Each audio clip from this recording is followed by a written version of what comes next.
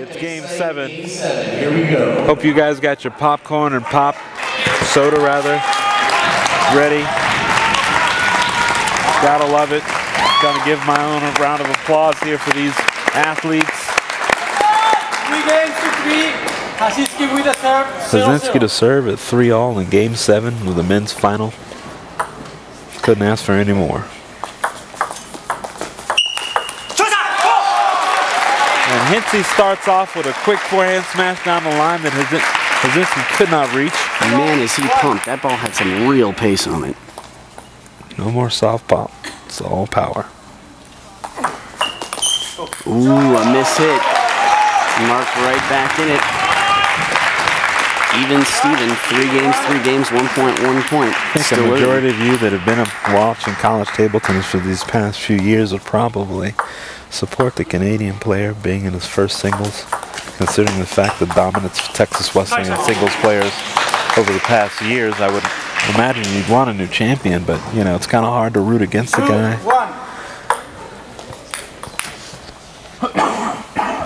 A little edge there helped out Pierre-Luc. He's up 2-1.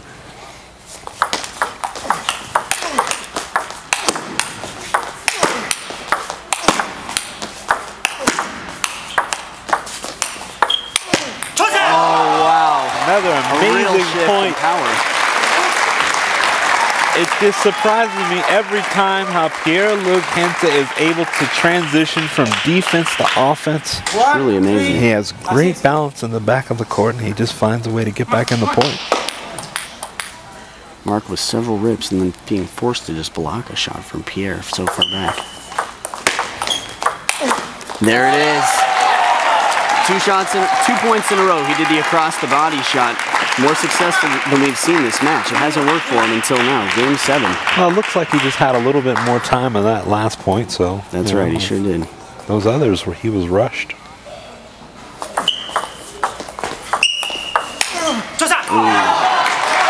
Losing his footing there. Hazinski down for the count. Hopefully it's not permanent. They hop right back up, go to the towels. Pierre-Luc Hinse leads this 7th and deciding game in the men's final 4-2. Could we have a new men's collegiate single champion, or will it go back home with Texas Wesleyan? They missed out last year, losing to Yanjun Gao of LaGuardia College.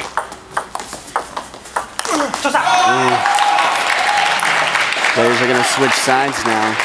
Pierre-Luc with a nice lead, up 5-2. And at this point, do you think the player is down in the final game begins to rush, wanting to go for the kill shot earlier? Is he going to grind it out and stay in this match?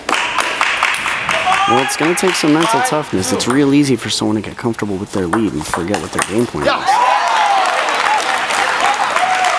3 points is a good lead, but it's quickly down to 2, and still just not enough to know.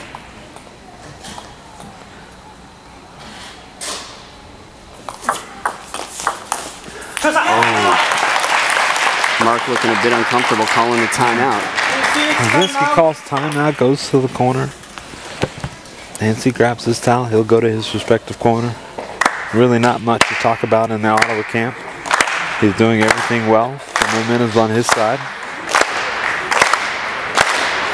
Gotta love it, the crowd is in it. They're clapping, wanting more. They're hoping this 7th game doesn't become a rout. Pierre-Luc Hinse is up 6-3. Even though Hinse is the number 2 seed, I really wouldn't call this an upset. He's a We world traded in the beat box for a nice slow clap. We got started a little early. Now we're left with some awkward silence, and I'm filming by saying unimportant things. Score appears to be 6-3. 2nd game, and Mark is back from his timeout. Here we go in game 7.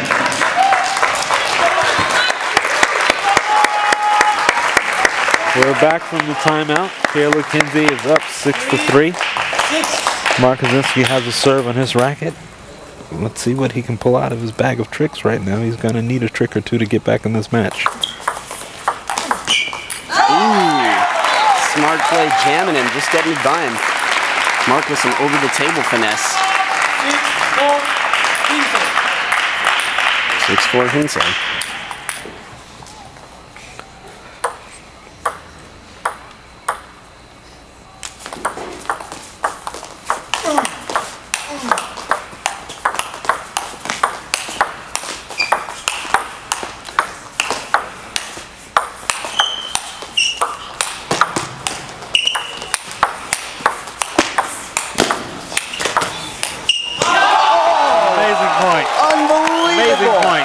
know you all saw it. There's just not enough you can say about the athleticism of these gentlemen. Showed that Pierre-Luc Hinse just wanted a little bit more. He takes a 7-4 lead. Unbelievable points. The angles could not have gotten any tighter as they almost ran into the umpire and scorer's box. We're almost on the verge of a physical liability. What's going on right now on this table? Returned an edge for an edge ball that was returned.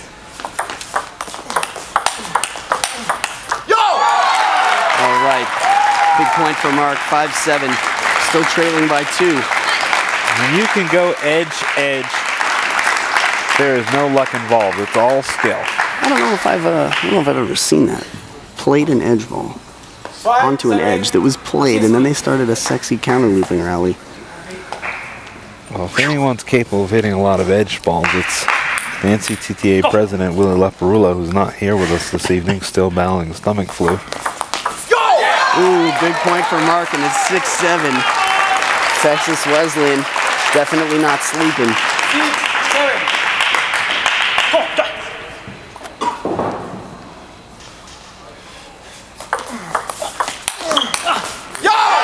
7-7, tied up in the 7th. 7-7-7. I think somebody's going to be playing lottery when he gets back to Florida. One more, actually. We got 7-7-7-7. It's a lot of them. Super Lotto. Wow. Called Powerball in Chicago. Gonna give my dollar to Ed. 7-7-7.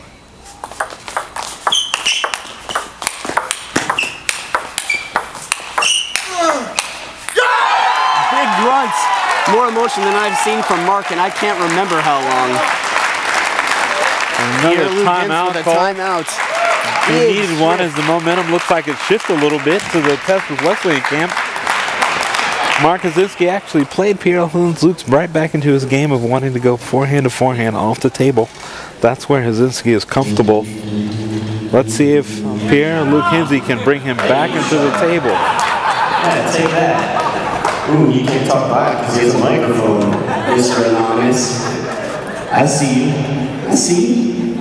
It's a timeout. This is my job. I handle it how I want. And it's game 7, and it's really close to deuce in the 7th. You guys see that?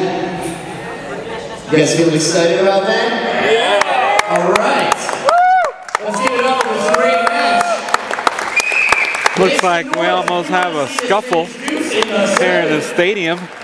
We got a rowdy fan giving my main man Adam a little lip. And Adam says he's not having it. That guy in the stands better watch out too before we send our main man Brandon up there. We don't want to see him. Isn't that right, Brandon? Brandon, once again, the 12-year-old who's built pretty much like he's 8.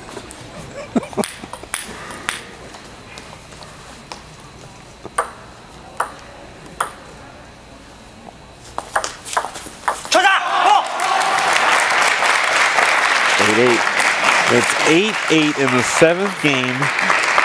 Which player is going to bend? We'd love to be able to see another 19-17 game like we had in the 3rd. That's what we're all wanting, folks. Just more table tennis. At this level, I mean, you're getting a show here. Look at that. Look at that. Pierre-Luc Hinse driving the ball down the line across his body. 8, 9. Mark's turn. Let's see. Let's see if he can even it out. Ooh, off balance. 2 match points now for Pierre-Luc. Pierre-Luc has his first championship point of the match. The former champion is down 8-10. He's going to need everything he possibly can muster up to come back into this match. The serve is on Pierre-Luc Hinse's racket for potentially his first national championship.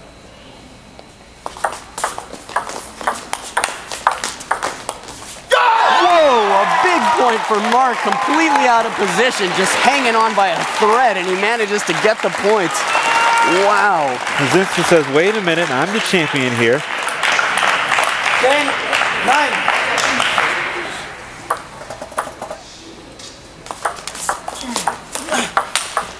Whoa!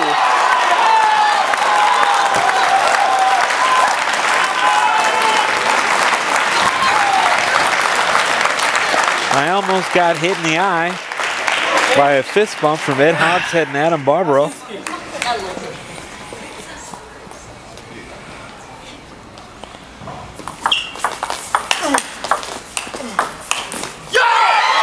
Mark with another point. Right back, Hazinski has erased 2 match points to take the lead, 11-10. We're deuce in the 7th game of the men's final. 10-11, Hinse. You know, you people at home are really fortunate because you're getting to watch this for free. There's some people that got to pay for this. And there it is. Mark Hazinski pulls it out, 12-10 in the 7th with a cross-court counter. That is huge.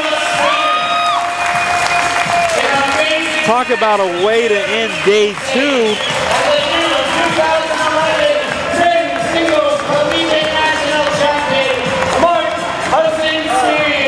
We apologize if we have to keep this ending short. We've got to get away. We got a lot of guys we got to get over to the banquet. The couple with all the goals any family could hope for. What a match. There's just not much more you can ask for in a men's final. This is the one for the ages. I hope someone has it recorded so they can put it in an archive.